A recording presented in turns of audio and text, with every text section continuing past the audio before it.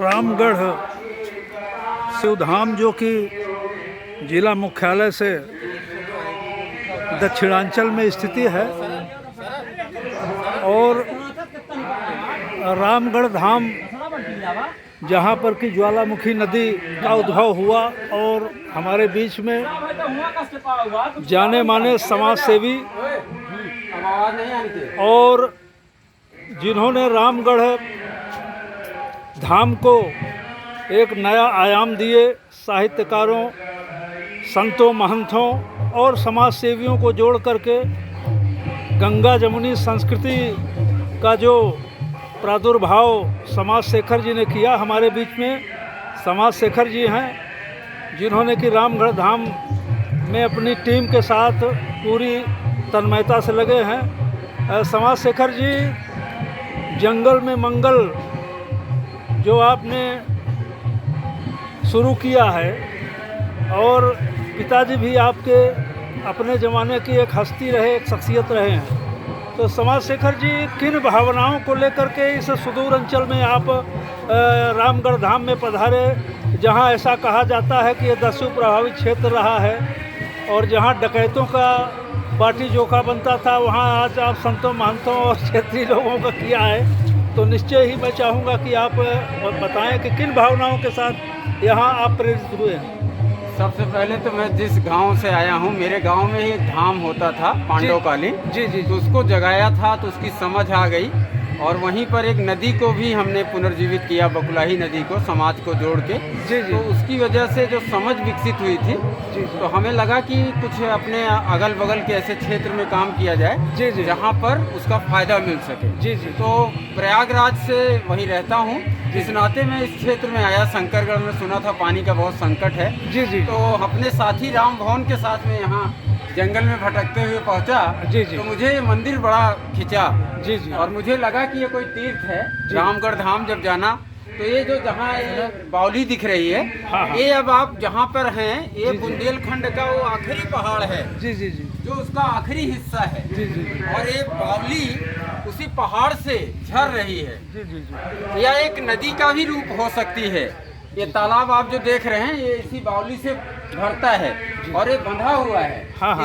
इसके water level को हमने बांध रखा है। क्या बात। अगर इसको खोल दें तो एक नदी ही बहेगी।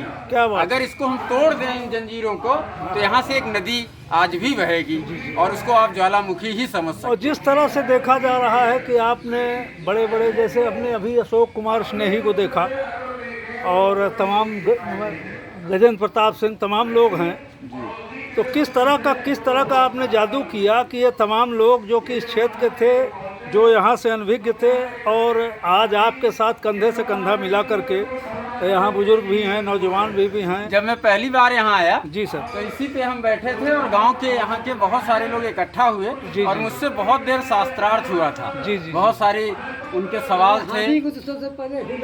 और उसके बाद हमारे जो संत हैं, यहाँ के संतों ने बहुत साथ दिया मेरा।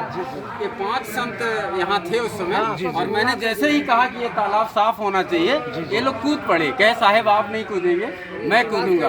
तो जैसे वर्षों से मेरा इंतजार कर रहे थे, कोई ईश्वरीय अनुभूत हमको भी हुई, इनको और भी हुई। समाज शेखर जी, जिस तरह से कि ये सुदूर अंचल है, आवागमन की काफ़ी लोगों को परेशानी मैं भी अभी देखा। जब से आया हूँ बहुत रोड अच्छी हो गई और रोड बनी है यहाँ। किस तरह का जो है सांसद हैं, विधायक हैं, जनप्रतिनिधि हैं और तमाम जो शासन प्रशासन के लोग हैं, तो लोगों को एक उम्मीद जगी है कि समाज शेखर आ गए हैं तो विकास होगा। जैसा आपका नाम ही समाज शेखर है, तो समाज के उच्च शिखर पे रहने वाले आप हैं, तो ये बताएं कि युवाओं को क्या कहना चाहेंगे, विशेष करके युवाओं को यही कहते हैं कि आप अपनी ज़रूरत को समझो।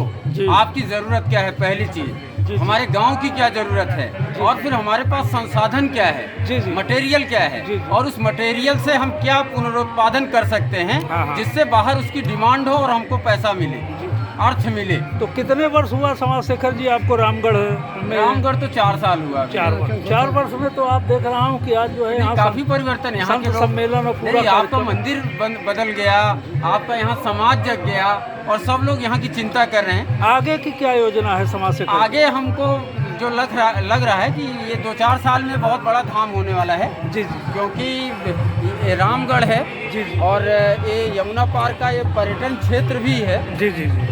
तो मुझे लगता है कि यहाँ के जनप्रतिनिधि अधिकारीगण भी बहुत चिंतित हो गए हैं। अब जैसा कि लोगों ने बताया कि ये राजा के ज़माने का ये रामगढ़ अगर मेला लगता इतिहास है। में जाते हैं जी जी तो ये बाणासुर के साम्राज्य का हिस्सा है जी जी और ये 12 तहसील का हिस्सा है। जी जी। और बाणासुर के साम्राज्य के कहने का अर्थ ये है जी। कि ये रामगढ़ और एक और कोई गढ़ होता है 12 गढ़, भूरागढ़ है और ये रामगढ़ है, दोनों एक साथ ही स्थापित हुआ था और कालांतर में फिर अंग्रेजों का राज आया। तो क्षेत्रीय लोगों से आप क्या अपेक्षा करना चाहेंगे, जो क्षेत्र के प्रबुद्ध जन हैं? लोग यहाँ इकट्ठा हो, भगवान शिव की आराधना करें, पूजा करें और समाज का कल्याण यहीं से होगा। क्योंकि यहाँ से एक आध्यात्मिक चेतना निकलेगी जो जन जन को प्रेरित करेगी। और हमारे बीच में जमुना पार के जाने माने पत्रकार समाज सेवी भाई गजेंद्र प्रताप सिंह जी हैं। जिस तरह से समाज शेखर जी ने इस क्षेत्र में ये गंगा जमुनी संस्कृति का एक प्रवाह किया, ज्वालामुखी जो नदी है उसका इन्होंने प्रादुर्भाव किया और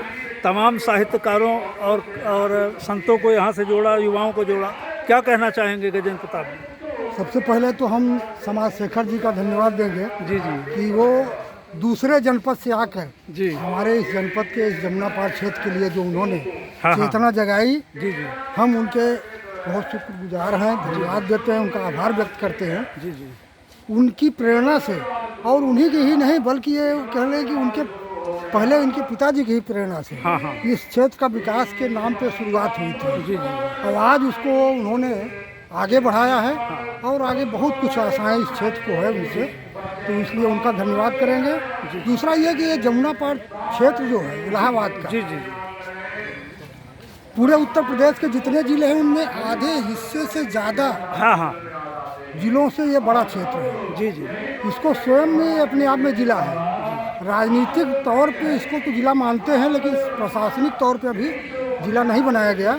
ये हम इस क्षेत्र की जनता की बहुत बड़ी पुरानी मांग है कि इस क्षेत्र को जिला बनाया जाए। तो अंत में मैं समाज शेखर जी के पास पुनः आऊँगा और सर ये बताएं कि पिताजी तो आपके जो है प्रधानमंत्री श्रीमती इंदिरा गांधी के ज़माने के एक जाबाज हस्ती रहे प्रयागराज के, जैसा हम लोग जानते हैं, और आपने उनके पदचिन्हों का पूरी तरह से पालन करते हुए और इस तरह का जो बेड़ा उठाया है। इसके अलावा रामगढ़ के अलावा और कौन से क्षेत्र हैं जहाँ पर कि आप आगे काम करने की चेष्टा करेंगे? पूरा जमुना पार एक तो मुझे समझ में आता है कि पर्यटन से बहुत मजबूत है।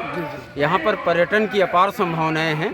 चांद खमरिया, सुजावन देव और भीटा और आपका मांडा देवी, बोलन धाम। उसके अलावा समाज शेखर जी जमुना पार में एक गऊ घाट है आपका नारीबारी और खीरी रोड पर, मैं उससे जो कि एक पर्यटन स्थल है। नदी के ऊपर नहर के ऊपर जो है रोड, तो उस पर भी मैं चाहूँगा कि आप जैसे नहीं पहुँचा हूँ और आज आपने इसको बारे में बताया, मैं बहुत जल्दी वहाँ जाना चाहूँगा। तो यहाँ से कितनी दूर पे वो बना हुआ है? यहाँ से कितनी दूर है? नारीबारी से बगल में है। और वहाँ मैं आपको बताना चाहूँगा कि फिल्मों की शूटिंग तक वहाँ हुई है। नहीं, मैं उसको पर्यटन के लिए हम लोग विकास में उसको भी स्थान को लेना चाहिए और यमुना पार को एक जिला बनना चाहिए और ये सरकार का समझ का मामला है और समाज की भी समझ का मामला है। तो मित्रों, भय हरनाथ धाम प्रतापगढ़ से और रामगढ़ जमुना पार प्रयागराज जो कि मध्य प्रदेश सीमा से लगा है, अवध और प्रयाग तथा विंध्य क्षेत्र के मध्य समाज शेखर जी ने जिस तरह से अपनी टीम को, अपने लोगों को, प्रबुद्ध लोगों को, कवियों को, साहित्यकारों को, पत्रकारों को और संतों महंतों को, समाज सेवियों को जिस तरह से इन्होंने एक करने की कोशिश की, निश्चय ही समाज शेखर जैसे व्यक्तित्व आज के इस युग में प्रेरणा स्रोत होंगे। मैं इनके लिए बहुत बहुत शुभकामना देता हूँ। स्मार्ट इंडिया न्यूज़ के लिए रामगढ़ से मैं प्रमोद बाबू झा। शिवधाम जहाँ पर कि